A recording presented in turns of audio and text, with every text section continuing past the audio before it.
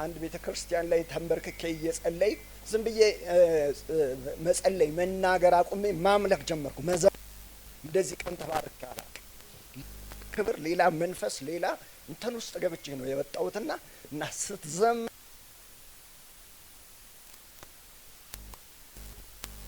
የእግዚአብሔር መላእክቶች ጉባኤ ውስጥ መንቀሳቀስ ይጀምራሉ። ምክንያቱም አምልኮን ማሽተት ስለሚፈልጉ መላእክቶች አምልኮን ይወዳሉ። እግዚአብሔር ከሚወዳቸው ነገሮች የመጀመሪያው የመጨረሻው ምንድነው? አምልኮ። መጽሐፍ ቅዱስ ለታረደው በግ ይላል ራእይ ላይ አይደል? ክብር ምስጋና ኃይልም ባለጠግነት እያለ ይናገራል። አምልኮ በምድር የሚያበቃ ሳይሆን በሰማይም የሚቀጥል ዛሬ ታይ ልምምዶች እዚሁ ይቀራሉ። አምልኮ ግን እኔ ከጌታ ጋር ከሚኖረኝ አንዱ ጠንካራ ህብረት አመልካለሁ፣ እዘምራለሁ። ዛሬ ማለዳ ራሱ ሊነጋጋ አካባቢ 9 ሰዓት ላይ ተነስ እየዘመርኩ ነበር፣ እየጸለይኩ ነበር ሌሊት ማለት ነው።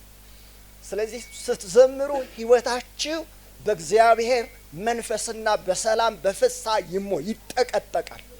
እማታውቁት የእግዚአብሔር ሰላም በህይወታችሁ ላይ ይፈሳል። የምትዘምሩ የምታመልኩ ከሆነ ማለት ነው። እግዚአብሔር እናንተ ጋር ያለውን አምልኮ ለማሽተት ይመጣል። ዕብራውያን ላይ ምንድነው ማለት? የከንፈራችሁን ፍሬ ምስጋና አይደለም ነው። ድሮ በብሉይ ኪዳን ለእግዚአብሔር የሚቀርበው ምን ነበር? በግ፣ ፍየል፣ ግደር፣ ዋኖስ፣ እርግብ፣ የተለያዩ ነገሮች ሰዎች እንዳቅምቴ የብሉይ ኪዳን አማኞች ለእግዚአብሔር ምስጋና አምልኮ ያቀርባሉ።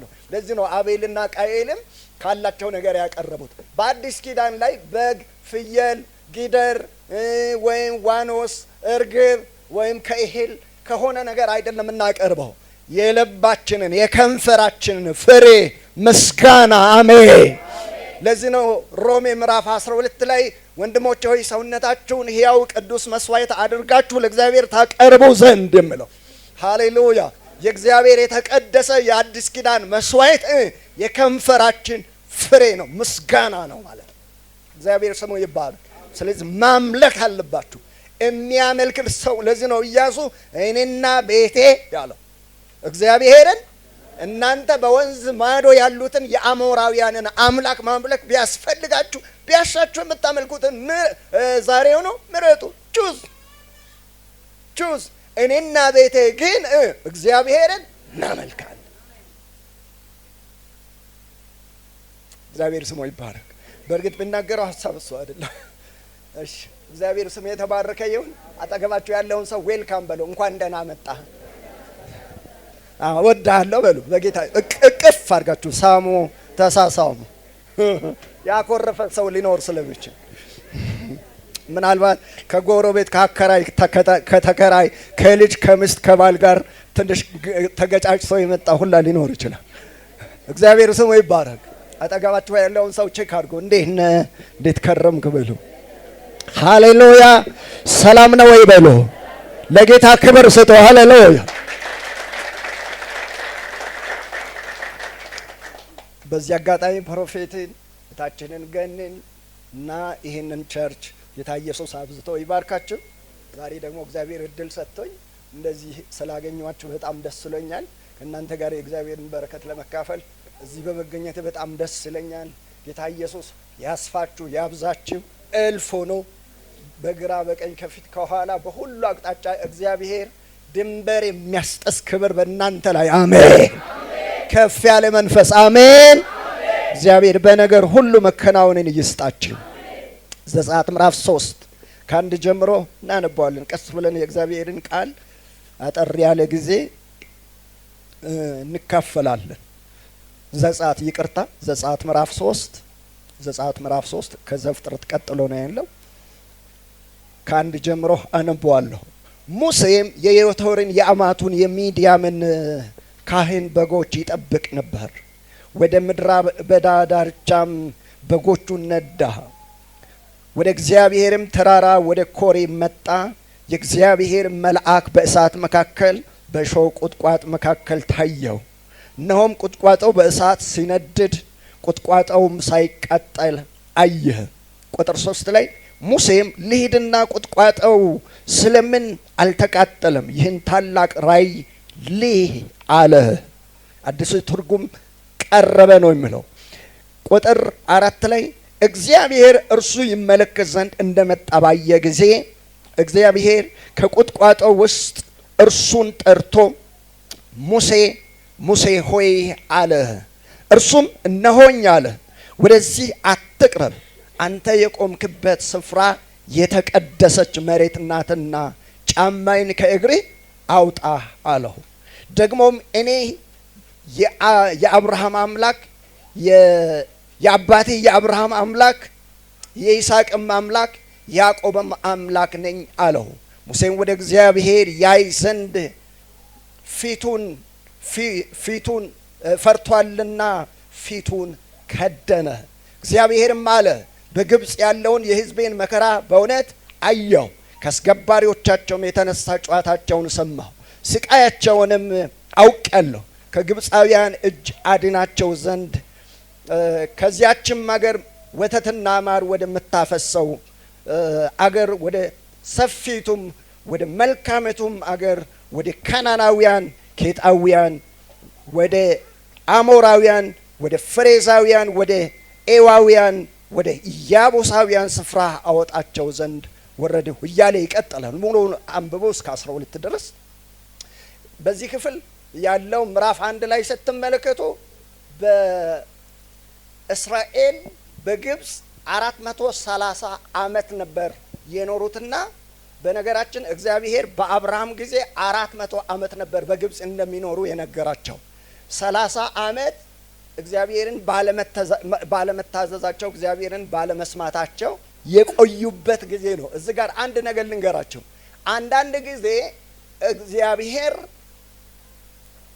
ለናንተ የተናገረውን የተስፋ ቃላችሁን የሚፈጽምበት ጊዜ ሪል አጠገባችሁ ሆኖ ሳለ እግዚአብሔርም ሊያወጣችሁ አጠገባችሁ ሆኖ ሳለ እየተናገረ ሳለ እናንተ ግን ኮንሽስ ካልሆናችሁ ካልነቃችሁ እግዚአብሔር እናንተ ጋር ለሚናገረው ቃል ካልታዘዛችሁና ካልሰማችሁ እግዚአብሔርን እነሆኝ ካላላችሁ በእናንተ ምክንያት እግዚአብሔር ያለው ነገር እንደሚዘገይ እወቁ። እግዚአብሔር አብርሃምን ምንድን ነው ያለው? በአራተኛ ትውልድ ነው ያለው። ያ ማለት 400 ዓመት በግብፅ እንደሚቆዩ እግዚአብሔር ኦልሬዲ በግልጽ ነግሯቸዋል። 30 ዓመት ግን በምንድን ነው የቆዩት? በራሳቸው ባለመታዘዝና እግዚአብሔርን ባለመስማት ማለት ነው። ማለት ለመውጣት ፈቃደኛ አልነበሩም። ለዚህ ነው ብዙ ጊዜ ሙሴን በምድረ በዳ እንደው በዚያ በግብፅ በነበርን ጊዜ እዚያው በቀራን ዱባና የሽንኩርት ወጥ እየበላን እዛው በቀራን በዚህ ምድረ በዳ መቃብር በሌለበት ቦታ ላይ እንዴት ልታወጣን ወይም ልታጠፋን አመጣህን ይሉ የነበረው እዛ የመሆን ፍላጎት አላቸው። ሐዋርያት ሥራ መጽሐፍ ላይም እስጢፋኖስ ሲሰብክ አካላቸው እንጂ ልባቸው አልወጣም ይላል። አንዳንድ ሰዎች አካላቸው ቸርች ነው፣ ልባቸው ሌላ ጋር ነው። ገብቷቸዋል? እስራኤላውያን አካላቸው እንጂ የወጣው ልባቸው ግን የት ነው? ግብፅ ነው። አሁንም ግብፅ ማለት የአሁኑ ዓለም ማለት ነው። አንዳንድ ሰዎች ከሆነ ተቋም ከሆነ ድሮ ከነበሩበት የሃይማኖት ተቋም ወይም ልምምድ፣ ጫት ቤት፣ ሱስ፣ መጠጥ፣ ርኩሰት፣ ክፋት፣ አመፅ፣ ተንኮል ቤት ተለይተው መጥቷል። ግን ልባቸው አሁንም እዛ ጋር ነው። ለዚህ ነው 30 ዓመት የቆዩት። እግዚአብሔር እንዲወጡ ያለውና የተናገረው 400 ዓመት ነበር። ስለዚህ ከ430 ዓመት በኋላ ነው እንግዲህ እግዚአብሔር ሙሴን የላከላቸው። እግዚአብሔር ሁል ጊዜም አንድ ነገር ልብ በሉ። እግዚአብሔር ሁል ጊዜም አገርን፣ ህዝብን፣ ትውልድን፣ ቤተ ክርስቲያንን እግዚአብሔር ከተማን ሊያድን ሊታደግ ሊያወጣ ሲፈልግ እግዚአብሔር ሰው ነው የሚልከው። ምን አይነት ሰው ካላችሁ የእግዚአብሔርን ክብርና መንፈስ የተሸከመ የእግዚአብሔርን ዓላማ የተሸከመ የእግዚአብሔርን ቅባት የተሸከመ የእግዚአብሔርን ተልእኮ የተሸከመ። ለዚህ ነው ኢየሱስ ክርስቶስ ሥጋ ለብሶ ወደ ምድር የመጣው። ገብቷቸዋል? እግዚአብሔር ይሄንን የእውነት ከተማ ቤተ ክርስቲያን ዓለም አቀፍ ቤተ ክርስቲያንን እግዚአብሔር ሊለውጥ ሲፈልግ ገብርኤል አይደለም የሚልከው፣ ፕሮፌትን ከዚህ በበለጠ ክብር ያስነሳዋል። አንድን እህት ከመካከላችን ያስነሳታል። አንድን ወንድም ከመካከላችን ያስነሳዋል። እግዚአብሔር ሁል ጊዜ በሰው ነው የሚሰራው። አሜን በሏ። እስቲ አሜን።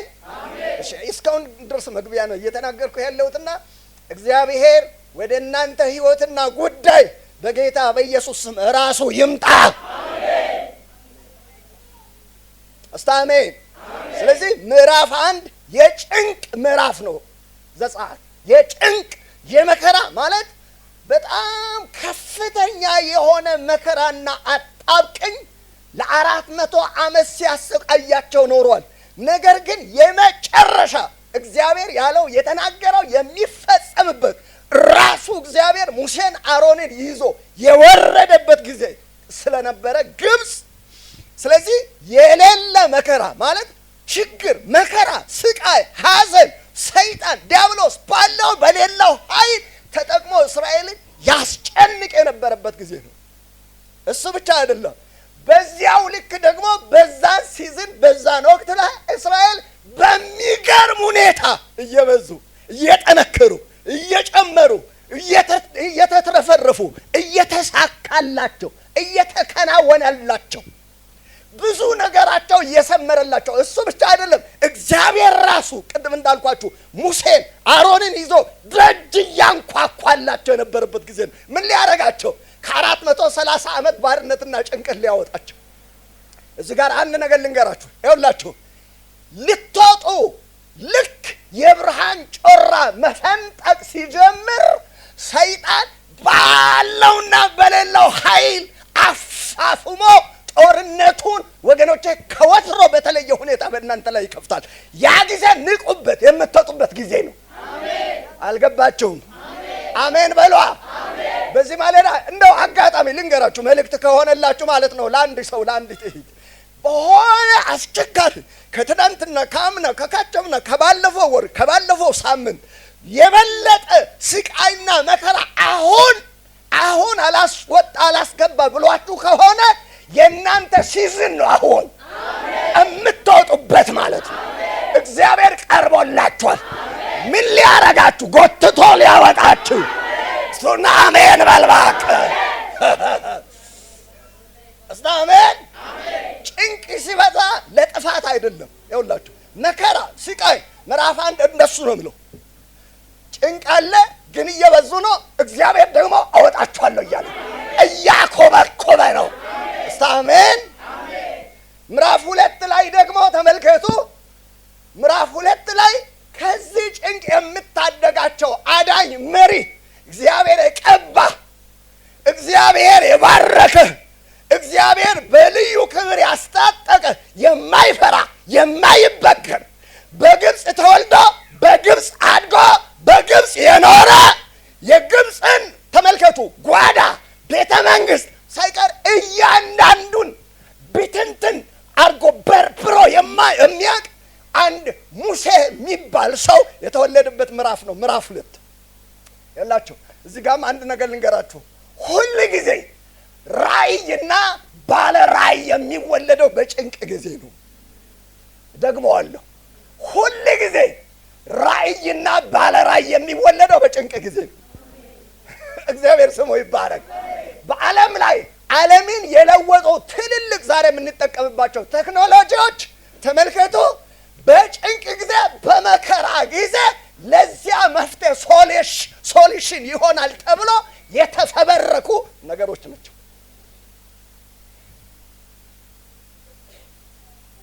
እግዚአብሔር ይመስገን። ለዚህ ነው መጽሐፍ ቅዱስ እግዚአብሔርን ለሚወዱት እንዳሳቡን ለተጠሩት ነገር ሁሉ። አሁን ኢትዮጵያ ውስጥ ኮሮና በገባ ጊዜ የተሰሩ ስራዎች ድንቅ አይደል? የተደበቁ ነገሮች ናቸው እኮ። የእጅ መታጠቢያ፣ የፊት መታጠቢያ፣ ማክስ ምንም ነገር ሰርቶ የማያውቁ ፋብሪካዎች የተለያዩ ነገሮችን እኮ ነው የሰሩት አይደል እንዴ? ትልልቅ ግኝቶች እንደ አሻን እኮ ነው የፈለው። ተመልከቱ። ለዚህ ምክንያቱ ምንጩ ምንድን ነው? መከራው፣ ችግር፣ ኮሮናው ማለት ነው። ተመልከቱ። ለምሳሌ 2000 በእኛ አቆጣጠር ከ2000 ዓመት በፊት ሁሉ ነገር በጣም ረካሽ ነበር። ብዙ ሰው ስራ አይፈልግም። ለምን? ከቤታቸው ቤት ውስጥ 15፣ 12፣ 13 ካለ አንድ ሰው የሚሰራ ከሆነ የሱ ይበቃል ደሞዙ። ቤት ኪራይ እኔ ሽሮ ሜዳ ኖሬያለሁ። ሽሮ ሜዳ እኮ 60 ብር ነው የኖርኩት አንድ ክፍል ማለት ነው። 70 ብር ክፍል ተብዬ ከጓደኛው ብለን 5 ብር ያ ክፍል አሁን 10 ሺህ ነው ተብሎ የዛሬውን አያደርገውና ፈረንሳይ እንዴት ነው? እኔ ቦሌ አካባቢ ስለምኖር በጣም አስቸጋሪ ነው።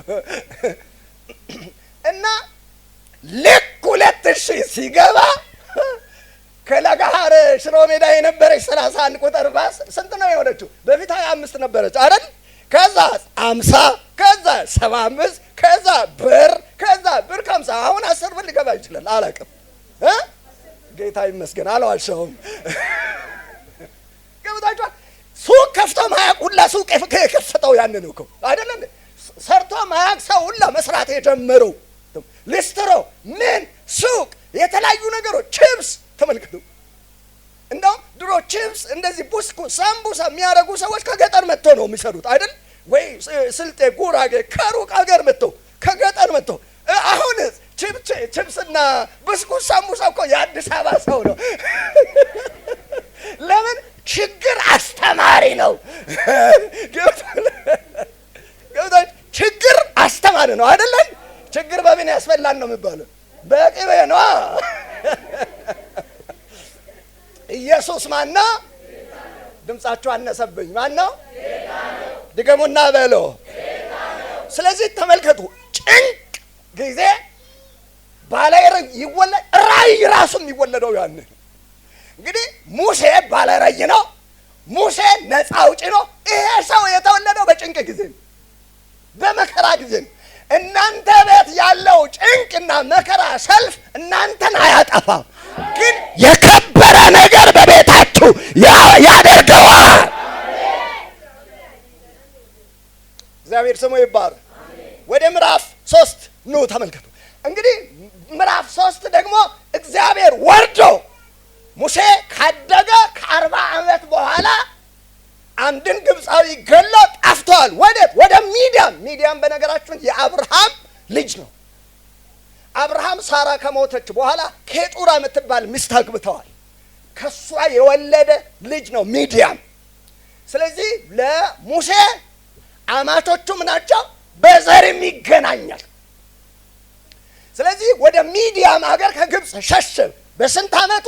በ40 ዓመቱ። ሙሴ ምዕራፍ 3 ላይ እግዚአብሔር ሲጠራው ቁጥቋጦውን እያነደደ እግዚአብሔር ለዚህ ታላቅ ዓላማ ወደሚያውቀው ወደ ህዝቡ ወደ ግብፅ እንዲወርድ ህዝቡን እንድታደግ ድገሙና በለዋ። እስቲ እግዚአብሔር አይጥልም በሉ። አጠገባችሁ ያለውን ሰው እግዚአብሔር አይጥልም በሉ። እውነት ሊጠይቃችሁ በዚህ ማለዳ እግዚአብሔር የሚጥል ቢሆን ማናችን እዚህ እንገኝ ይሁን?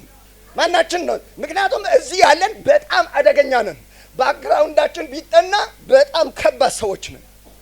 በኃጢአት፣ በአመፅ፣ በክፋት፣ በተንኮል አመፀኛ፣ ዘረኛ፣ ተንኮለኛ፣ ሌባ፣ ቃሚ፣ ጠጪ፣ አመንዛሪ የነበርን እግዚአብሔር የባሰበትን ነው ጋማ ብሎ ያመጣው። ከኛ የተሻለ ውጭ እኮ መልካም እጅግ ብዙ ሰው አለ እኮ። የምር ነው የምነግራችሁ። እኔና እናንተ ጌታ ባይዘን ማለት ነው ዛሬ በአገራችን ላይ ታጥቆ አገር ከሚያሸብሩ ሁሉ የበለጠ እጅግ ክፉ እንሆን ነበር። አገር እንዳትበጠበጥ እግዚአብሔር አያዘን። አላባዳጋቦሲያ አሜን። ዋናው ንገሬ ምንድነው? እግዚአብሔር አይጥልም። ስለዚህ እግዚአብሔር በሆነ ሲዝን በሆነ ጊዜ እኔ ደስ የሚለኝ ይሄ ነው። ዋው ይኸው ተመልከቱ። ስንት ከሕፃንነቴ ጀምሮ እያገለገልኩ ነኝ፣ እየዘመርኩ ነበረ። አሁን ደግሞ እየሰበኩ ነኝ። ተመልከቱ። በቃ አይልም እግዚአብሔር። ቀጥል ነው የምልህ።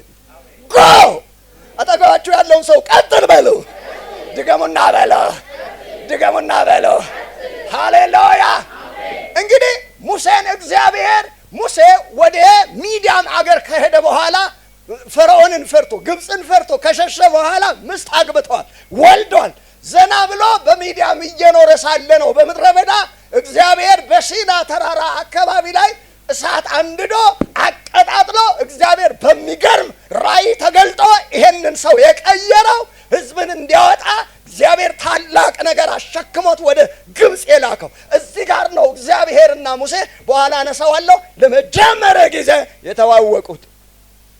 ዋናው መልእክቴ ወገኖቼ ቅረቡ የሚል ነው። እሱ ሁላችሁም ቅረቡ በሉ። ቅረቡ ወይም ወደ እርሱ ቅረቡ የሚል ነው። እሱን ማያዝ ትችላላችሁ። ኢየሱስ ክርስቶስ ጌታ ነው። በጣም የምወደው የእግዚአብሔር ቃል ነው። በኋላ በጣም እንባረካለን። እግዚአብሔር መንፈስ ቅዱስ በሚገርም ሁኔታ ያስተምረናል። እስቲ አሜን። አጠገባችሁ ያለውን ሰው ወደ እርሱ ቅረብ በሉ። ወደ ጌታ ቅረብ በሉ። ወደ እግዚአብሔር ቅረብ በሉ። ዳዊት ምንድን ነው ያለው? ለእኔ ግን ወደ ማን መቅረብ ይሻለኛል? ወደ እግዚአብሔር። እንግዲህ ሙሴ የአማቱን የዮቶርን በጎች እየጠበቀ ሳለ ቁጥቋጦው ሲቃጠል አየ ነው የሚለው ባነበብነው ክፍል ከአንድ ጀምሮ።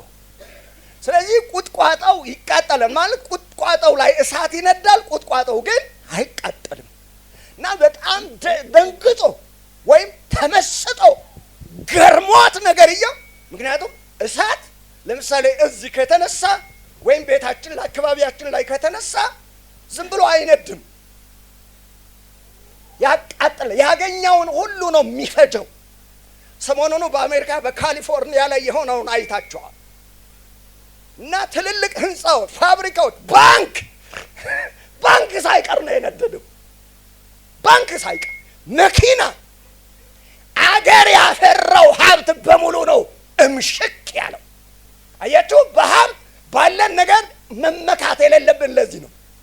እግዚአብሔር አንድ ቀን መጥቶ የተኮራረንባቸውን የተመካንባቸውን አፈር ድሜ ነው የሚያረጋቸው። የማይቃጠል ሀብት ሌባም አይወስድብን። ሁሉም ቀሪ ገንዘባችን እግዚአብሔር አምላካችን ነው። እስቲ አሜን። እግዚአብሔርን ሀብቱ፣ እግዚአብሔርን ገንዘቡ፣ እግዚአብሔርን መኪናው፣ እግዚአብሔርን ህንፃው፣ እግዚአብሔርን ቤቱ፣ እግዚአብሔርን ትዳሩ፣ እግዚአብሔርን አካውንቱ ያደረገ ሰው ወገኖቼ እሱ ሰው ነው የማይከስረው። ለምን? እግዚአብሔርን ማንም አይነካው። እስቲ አሜን። እግዚአብሔር አይነካብንም። ማን ይችላል? እግዚአብሔር ስሙ ይባረክ። ሃሌሉያ። እና በጣም ተደነቀ ቁጥቋጦው ሲቃጠል። ለምን አይቃጠልም? ቁጥቋጦ እሳቱ ይነዳል፣ ግን ለምን አይቃጠልም? ማየት አለብኝ ብሎ ወደ የሚቀጣጠለው እሳት ቁጥቋጦ ቀረበ። ወገኖቼ ወደ እግዚአብሔር ስንቀርብ ማድረግ ያለብንን 3 ነገሮችን እናገራለሁ። ከዛ ደግሞ እግዚአብሔርን በመቅረብ ሂደት ውስጥ የሚሆኑ 3 ነገሮችን ቶሎ ብዬ ነው የምናገረው። በጣም ንቁና አእምሯችሁን ስጡኝ፣ ልባችሁን ስጡኝ። ዛሬ የሚናገረው የእግዚአብሔር ቃል በህይወት ዘመናችሁ የሚጠቅማችሁን ነው የምነግራችሁ። እስቲ አሜን። ሰብከ ዝም ብዬ አጫጩ መሄድ አልፈልግም። የእግዚአብሔርን ቃል እናገራለሁ። ዛሬ የምትሰሙት የእግዚአብሔር ቃል ዘላለማችሁን ይቀይረዋል። እስቲ አሜን። አንደኛና የመጀመሪያ ወደ እግዚአብሔር ስንቀርብ ምዕራፍ 3 ቁጥር 3 ላይ ሙሴም ሊሂድና ቁጥቋጦው ስለምን አልተቃጠለም? ይህን ታላቅ ራእይ ሊህ አለ። ስለዚህ የመጀመሪያው ወደ እግዚአብሔር ስንቀርብ ማድረግ ያለብን ነገር ምንድነው ወገኖቼ? ብቻችንን ሆነን መቅረብ አለብን። ብቻችንን ሆነን መቅረብ አለብን። ልብ በሉ፣ መካከለኛ ምስራቅ ላይ ድሮም ይሁን ዘንድሮ በተለይ እስራኤል በግ በማርባት የሚታወቁ ናቸው። መካከለኛ ምስራቅ በግ በማርባት ይታወቃሉ፣ በግመል ይታወቃሉ፣ በአህያ ይታወቃሉ፣ በነዳጅ ይታወቃሉ። በዓለም ላይ ከሚታወቁባቸው ነገሮች ናቸው እነዚህ የጠቀስኩላችሁ። በሃይማኖት ይታወቃሉ። ለምሳሌ ካቶሊክ፣ ኦርቶዶክስ፣ እስልምና፣ ፕሮቴስታንት ዓለም ላይ አሉ የሚባሉ ሃይማኖቶች ሁሉ መፍለቂያው የት ነው? መካከለኛው ምስራቅ። ሁሉም ሃይማኖት መነሻው መካከለኛው ምስራቅ እና ሙሴ ብቻውን አይደለም በጎቹን ይጠብቅ ወይም የአማቱን በጎች ይጠብቅ የነበረው። እሱ የአማቱን በጎች ቢጠብቅም እንኳ ሌሎችም አብሮ የነሱ የሆኑ በጎችን የሚጠብቁ እጅግ አያሌ ሰዎች አሉ። ለምሳሌ ሉቃስ ምዕራፍ 1 ላይ ስትመለከቱ ጌታችን ኢየሱስ ክርስቶስ በተወለደ ጊዜ ለቤተ መቅደሱ መስዋዕትነት የሚቀርቡ በጎችን የሚጠብቁ በጣም ብዙ እረኞች ነበሩ። ኢየሱስ ክርስቶስ መወለዱን መልአክ ያበሰረው ለበግ እረኞች ነው። ተመልከቱ፣ እረኞች ነበሩ። ሙሴ በምድረ በዳ በሲና ተራራ አካባቢ በዚያ ምድረ በዳ ብቻውን አልነበረም። በጣም ብዙ በግ የሚጠብቁ ነበሩ። ለምሳሌ እኔ በልጅነቴ ከብት አግጄ አውቃለሁ። ጓደኞቻችን ጋር አብረን ያኔ ልዩ ነገሮችን እንሰራለን። ሬዲዮ እንሰራ ነበረ። ሞባይል በዛ ምን አይነት ገጠር ነው የተወለድ ነው፣ ግን ምን አይነት እንደሆነም አናውቅም። ግን እንደዚህ አድርገን እናወራ ነበረ። ተመልከቱ፣ ራቅ ራቅ ብለን ሃይ ሆይ ሃይ እያልን ማለት ነው። እግዚአብሔር አሳይቶን ማለት ነው። አንዳንድ ጊዜ እኮ እግዚአብሔር ስራ ይገርማል። ክብር ለኢየሱስ ይሁን። አዲስ አበባ የሚባል ስም አናውቅም፣ ሰበታን ነው የምናውቀው። ሰበታም አንድ ጓደኛችን እዚህ አዲስ አበባ ሰበታ አካባቢ ላይ አለ። እሱ ጋር ወንድምየው ያለበት አካባቢ ስለነበረ እሱ ጋር ሄዶ ቆይቶ ስለተመለሰ ስለ ሰበታ ስለነገረን ሰበታ ለኛ አሜሪካ ነው። ስለዚህ ሰበታ ነኝ እላለሁ፣ እሱም ይለኛል ያለበትን ቦታ። ተመልከቱ፣ በልጅነት ያልተጫወትንባቸው ጨዋታዎች አሉ የለን። እንደዚህ እግራችንን እንደዚህ እያልን ተጫውተናል። ጭቃ እያቦከን ተጫውተናል። መኪና ሰርተን ተጫውተናል። ከማናገባቸው እህቶች ጋር ባልና ሚስት ሆነን ሰርተናል። አልሰራንም እንዴ? አህያ ናት አሉ ማለት ስታበዛ ምን ሆነሽ ነው አሉ። አይ ዛሬ አለች ያልፈሳንበት ዳገት የለም አለች። ገብቷቸዋል። በልጅነታችን ጊዜ ያለውን ነው አለ የለም። አሁን እኮ አክስቴ እማዬ እንትናዬ ሄደን ቁርስ ስጭኝ ምሳ ስጭኝ እንላለን አንልም። ተከባብረን ነው በአዲስ አበባ የምንኖረው። ገጠርስ የሆነ ቤት ገብተን እኮ እየበሉ ከሆነ በርጩማ አንስተን መቀመጥ ነው እኮ። ምን ይሉኛል የለም አይደል ወይ? እንደሱ ነው ያደግነው። አይገርማችሁ? ስለዚህ በጣም ብዙ ወንድሞች እህቶች ተነፋፍቀን ነው እስከ ዛሬም ከነዚያ ወንድሞችና እህቶች የማንለያይበት አይነት በመካከላችን ግንኙነት አለ። የልጅነት ጊዜ በጣም ይወደዳል። ስለዚህ ሙሴ ያ ለሱ የተለየ ሲዝን ነበረ እና በዛ በበግ ጥበቃ ስር ሆኖ ብዙ ያፈራቸው ጓደኞች አሉ፣ የሚያውቃቸው እህቶች አሉ፣ የሚያውቃቸው ወንድሞች አሉ። እንደሱ የየራሳቸውን በጎች የሚጠብቁ ነገር ግን የእግዚአብሔር ብርሃን በበራለት ጊዜ፣ እግዚአብሔር በጠራ ጊዜ፣ እግዚአብሔር ወደሱ በመጣ ጊዜ፣ እግዚአብሔር እድል በየሮች በጎች አሉ ይበርዷል። እግዚአብሔር ከሌለ ህይወት አይሞቅም አይሞቅም። እግዚአብሔር ነው። ጅባ ላይ የካናዳ ፍራሽ ላይ ታውቃላችሁ፣ የካናዳ ፍራሽ ጭድ ነው። የጭድ ፍራሽ ማለት ነው የካናዳ ፍራሽ። የጭድ ፍራሽ ላይ ተኝታ ይሞቃል። እግዚአብሔር ካለ ማለት ነው፣ ጌታ ካለ ማለት ነው፣ ኢየሱስ ካለ ማለት ነው፣ መንፈስ ቅዱስ ካለ። አሜን አይላል ማን ሰው? ዛሬ በቃ ተናዳችኋል ማለት ነው። ራባሻንታካ አሜን በሉ በኢየሱስ አሜን አሜን አሜን። እግዚአብሔር ነው ቤትህን የሚያሞቀው። የሰበሰብካቸው እንካፍንቶ የዓለም ቁራጭ አይደለም።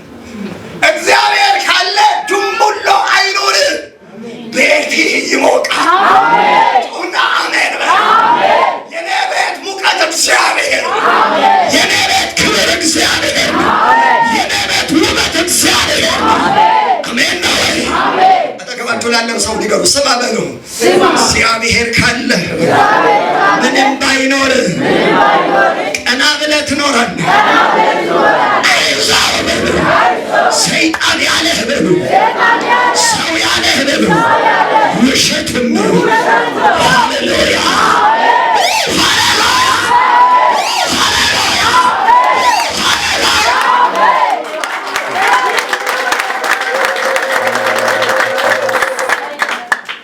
ብዙ ሰው በልቶ አይደለም እኮ ፊቱ የሚያበራው፣ እላዩ ላይ የፈሰሰበት ቅባት አለ፣ መንፈስ አለ፣ ክብር አለ።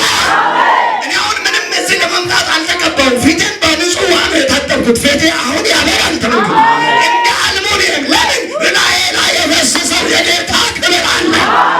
እና አሜን በላ። ሃሌሉያ አትነግድ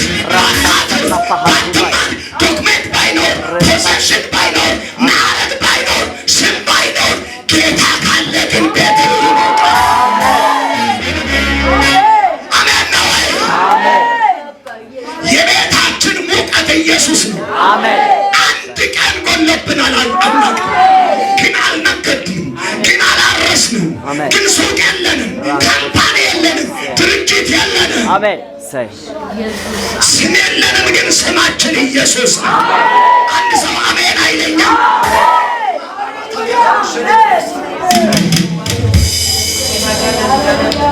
የአንድ ወር ከምናምን ኦልሬዲ 2 ወር ሊሆን ነው። ኮሪደር በእኛ መስመር ኮሪደር ልማት አለና ቸርቻችንን አፈረሰብን። የሆነች ትንሽዬ ቤት ነው። እኛ ቸርች በጣም ብዙ ህዝብ ነው፣ ፕሮፌት ያውቃል ብዙ ጊዜ ስላገለግል እና በጣም ሰው ተበትኖብን በጣም ከፍተኛ እንትን ውስጥ ነው ያለነው እና ትንሽዬ ግቢ ያገኝ ተነዛ ነው የምናመልከው እና ብዙ በዛ ጉዳይ እየተራሮጥኩ ብዙ አገልግሎትም አልወጣሁም 1 ወር ከምናምን እና ከባለቤቴ ጋር ሱቅ ወጥተን ስንመለስ አንድ እህት ከትምህርት ቤት ልጅ ይዛ እየመጣች አገኘች። ዋው ፓስተር አምሮብሃል ለካ እረፍት ጥሩ ነው አለችኝ። እንዴት አያምርብኝም? እኔ እኮ የንጉሥ ልጅ ነኝ። ልክ ቸርች ስለፈረሰ በቸርች የምንኖር ይመስላችኋል? ተመልሰሙት በቸርች ቀለብ በቸርች ገንዘብ ተመልከቱ። የቸርች ገንዘብ የኔን የቤት ኪራይ አይከፍልልኝም። የቸርች ቀለብ ለእኔ ሸሚዝ አይገዛልኝም። የኔ ቀለብ የኔ ደሞዝ ሃሌሉያ የጠራኝ ጌታ እግዚአብሔር። እንደዛም ይመስላቸው ሰዎች ከዛ ልብ መንፈስ የተቆጣ አናቷን አልሰደብኳትም። እንዴት አምሮብኝ ማለት ኧረ ፓስተር ተንኪው ነው የሚባለው አለችኝ። በኋላ ደንግጣ ተንኪው ሻልኳታ ዘንታራ ቦዲያ የሟርት መንፈስ የቡትቶ መንፈስ የተወጋይ ወዳ በኢየሱስ የሚያኖረን ማን ነው? ጮማ ተናገር ማን ነው? ለተኬባ አይ ብልፍ ሰው አምኖ የሚያኖረን ጌታ ሽንደርብስ ፓለታኪባ እና ያዕቆብ ሚስታችሁን ልጁን ከብቱን ግመሉን ሀብቱን ንብረቱ በሙሉ ያዕቆብ ማለት ሲሪየስ ነው በቢዝነስ ላይ ታውቃላችሁ። ወንድምየውን አታለዋል። ወንድምየው ኤሳው እርቦስ ሲመጣ በኩሩ እሱ ነው ለይስሐቅ። ከዛ ያዕቆብ ግን ሽሮ በመስራት የታወቀ ነው። እጁ ይጣፍጣል። ማቶ ካቱማ ሲሰራ ደግሞ ሽሮ አይደለም የሚሰራው የምስር ወጥ።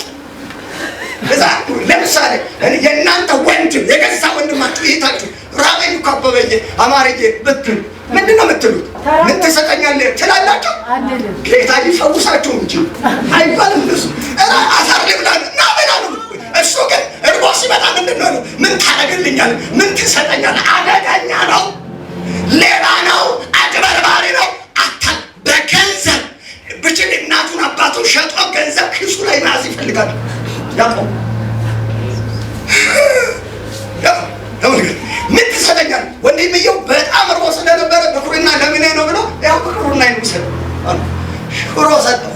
በኩር ነው በረከቱ በሙሉ ሲሪየስ ነው። ሌላ ፈልጌ እንደዚህ አይነት ሞኛ አይደለም ያዕቆብ።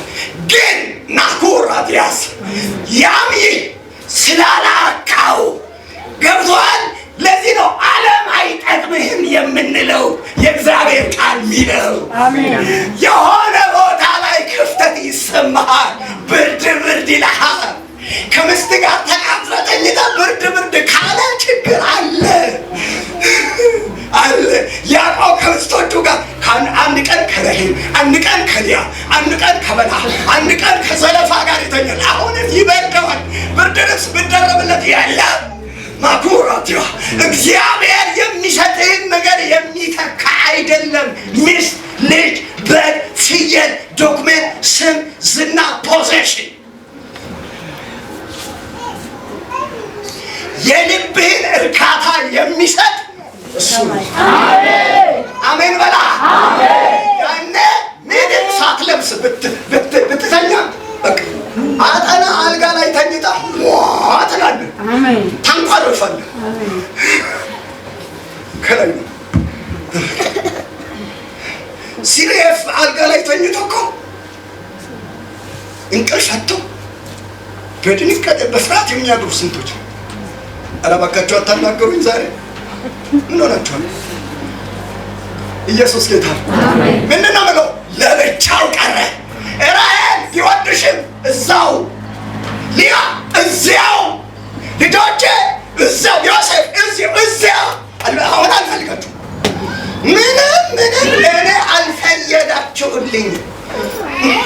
እኔ በርዶኛል፣ እኔ እርቦኛል፣ እኔ ጠምቶኛል። ሀብት አለ ግን እንደሌለ ሰው ሆኛለሁ። አላውቀውም። የሆነ ነገር ይሰማኛል። ከአባቴ ቤት ሲወጣ የተዋወቀኝን ጌታ እስቲ ልፈልገው፣ እስቲ ከሱ ጋር ላሳልፍ፣ እስቲ ጊዜ ልስጠው። ጉልበቴ፣ ራሴን፣ ማንነትን፣ እጄን፣ ልቤን፣ አእምሮዬን፣ ሁለንተናዬን እስቲ ፊቱ ልውደቅ፣ ልንበርክክ፣ ልደፋ፣ እስቲ ልጠጋ አለ። ሁሉንም ለብቻው ካሻገራቸው በኋላ ለብቻው ሌሊቱን ሙሉ ከማጋ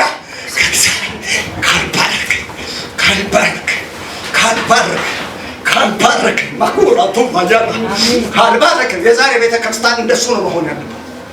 የኢትዮጵያ ቤተክርስቲያን ዛሬ እንደሱ ነው መሆን ያለበት። ጌታን ካልባረክ ፈልጋለሁ። ረሃብ አሁን ሰሞኑ ነው የኔ ጸሎት። ጌታ ራበኝ፣ ክብርህ ራበኝ፣ መገኘት ራበኝ። አለ እንጀራ እኮ አለ፣ ወጥ እኮ አለ፣ ዳቦ እኮ አለ እኮ ብዙ ነገር ቤት። ግን እግዚአብሔር የሚርባችሁ ጊዜ አለ። ቀኛችሁን ከፍ አድርጉ፣ ሊበርካችሁ። ከዚህ ቀን ጀምሮ የእግዚአብሔር ረሃብ፣ የእግዚአብሔር ጥማት በእናንተ ላይ በኢየሱስ ስም እንደ አሸንዳ ይፍሰስ። እግዚአብሔርን መራብ ይሆናችሁ። ለብቻው። ስለዚህ ሁል ጊዜ ወደ እግዚአብሔር ስትቀርቡ የመጀመሪያው ለብቻችሁ መቅረብ አለባችሁ። ሁለተኛ ወገኖቼ እግዚአብሔር ጋር ስትቀርቡ እግዚአብሔር ያዕቆብን ባረከው አይደል? ታሪኩን ብዙ ለማስፋት ስለፈለገ ባረከው እግዚአብሔር። ሁለተኛ እግዚአብሔር ጋር ስትቀርቡ ባዶ ሆናችሁ ቀርቡ። አንደኛ ለብቻችሁ ቀርቡ። ግርግር አትፍጠሩ። የምትወዱት ጓደኛ፣ ቤተሰብ፣ ዘመድ፣ ምን አገልጋይ ሊኖር ይችላል። አስቀድመ ከእግዚአብሔር ጋር እወቅ፣ ተዋወቅ። እግዚአብሔርን በጓዳ እወቅ። በጓዳ ያወቅከው ጌታ በአደባባይ ያከብራል። አሜን። ምጽፉ ሰዎች እሱን ጻፉ። በጣም ትልቅ መልእክት። በጓዳ የተዋወቅከው፣ በምድረ በዳ የተዋወቅከው፣ ተንበርክከ ያወቅከው፣ አባቴ አምላኬ ያወቅከው ጌታ በእልፍኝ ውስጥ በር ቀልቅለህ አባቴ አምላኬ ድረስልኝ ያልከው ጌታ በአደባባይ። አሜን። ቅባት የሚጀምረው ከጓዳ ነው። ሕይወት የሚጀምረው ከጓዳ ነው። አገልግሎት የሚጀምረው ከጓዳ ነው። አደባባይ ማዕድ ሞልቶታል። ቅባት በአደባባይ የለም። በጓዳ የማታውቀውን ጌታ በአደባባይ ምንም ነገር ልትናገር አትችልም። ሁለተኛ ባዶ ሆነህ ቅረብ። ምዕራፍ 3 ቁጥር 5 ላይ ምንድን ነው የምለው? ሙሴ ሊያይ በመጣ ጊዜ እግዚአብሔር እንደዚህ አለ፣ አንተ የቆምክበት መሬት የተቀደሰች ናትና ጫማዬን ከእግርህ ምን አድርግ። ጫማዬ ማለት ምን ማለት ነው? አሮጌ አስተሳሰብ፣ አሮጌ ልምምድ፣ ተንኮል፣ ስጋዊነት ማለት ነው። ሙሴ በግብፅ በነበረ ጊዜ ተንኮለኛ ነው። ሙሴ ነፍስ ገሎ ነው የጠፋው። ኮበለለው ጫማህ ማለት አስተሳሰብ፣ አሮጌ አስተሳሰብ፣ አሮጌ ልምምድ፣ ትምክህት፣ ተንኮለኝነት፣ ስጋዊነት።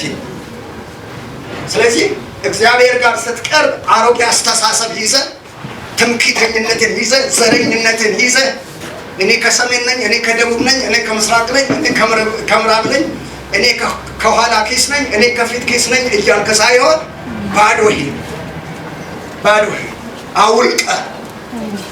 አውልቀ ነው መቅረብ ያለብን።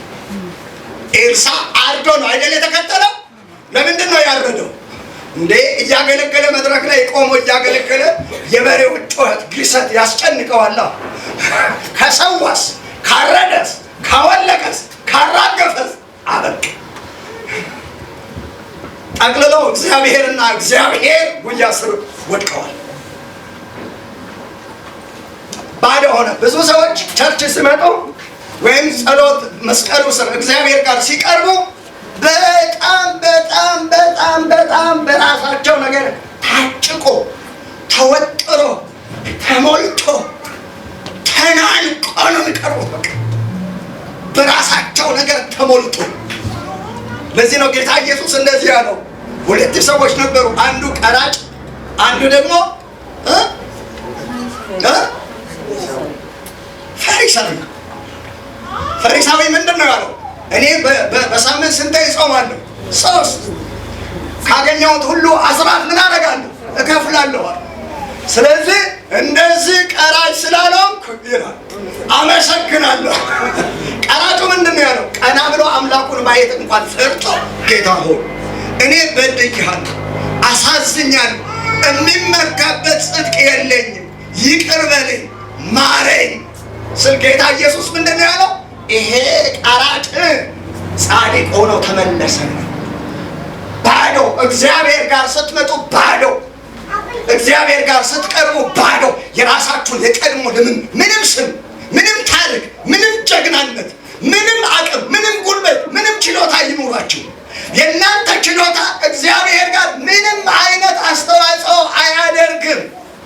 እግዚአብሔር በእናንተ ታለንትና ችሎታ ላይ ተማርኮ አያውቅም። ዋው ብሎ አያውቅም። እግዚአብሔር በሰው አቅም ዋው ብሎ አቅም አይማርክም። የኛ ችሎታ፣ የኛ ስብከት፣ የኛ አቅም፣ የኛ የትኛውም ነገራችን። ኢንጂነር ከሆንኩ መስሪያ ቤት ነው ኢንጂነር፣ ዶክተር ከሆንኩ መስሪያ ቤት ነው ዶክተር፣ ፕሮፌሰር ከሆንክ እዛው በምትሰራበት መስሪያ ቤት ነው ፕሮፌሰር። አንተ ጌታ ቤት ስትመጣ፣ መስቀሉ ስር ስትመጣ፣ መሰዊያው ጋር ስትመጣ ፕሮፌሰር፣ ዶክተር፣ ኢንጂነር፣ ፓይለት ሳትሆን አንተ ልጅ ነህ። እግዚአብሔር ጋር የሚሰራው ልጅነት ነው። አንድ ሰው አሜን ይበል። እግዚአብሔር በልጅነት እንጂ በፕሮፌሰርነት አይደለም የሚያውቅ። ብዙ ሰዎች የሚሸወዱት እዚህ ጋር ነው። እዛ መስሪያ ቤታቸው ላይ የሚያደርጉትን ነገር እዚህም መጥቶ ማድረግ ይፈልጋሉ። እዚህም ያን አክት ማድረግ ይፈልጋሉ። እዚህም እንደዛ አክት ማድረግ ይፈልጋሉ። እዚህ ልክ ትኩስ ውሃ ውስጥ እንደገባ ፓስታ ነው መሆን ያለበት። እዚህ ስትመጣ ፓስታ ትኩስ ውሃ ውስጥ የገባው ፓስታ ታውቃላችሁ እህቶች? እስቲ እህቶች ካላችሁ እጃችሁን ያሳዩ። እንደዚህ ሙሰሶ ቆሞ ነው የሚቀረው? ምንድን ነው የሚሆነው? ይቀልጣል። ምን ይቀልጣል? አንዴ ነው ውድቅ የምለው፣ ወገቡን ይሰብረዋል። ሃሌሉያ! የእግዚአብሔር መንፈስ ዛሬ ጠንካራ ጎናችሁን በኢየሱስ በጣም ጠንካራ ሰዎች አሉ እኮ ቸርቹ፣ ለጌታ የማይሸነፉ መስቀሉ ስር እግዚአብሔር ጋር መጥተው እንኳን ይታገላሉ። ያዕቆብ ይታገላሉ። ተመልከቱ፣ ከእግዚአብሔር ጋር ይታገላሉ፣ አይሸነፉም። ተመልከቱ፣ ልምምዳቸውን መጣል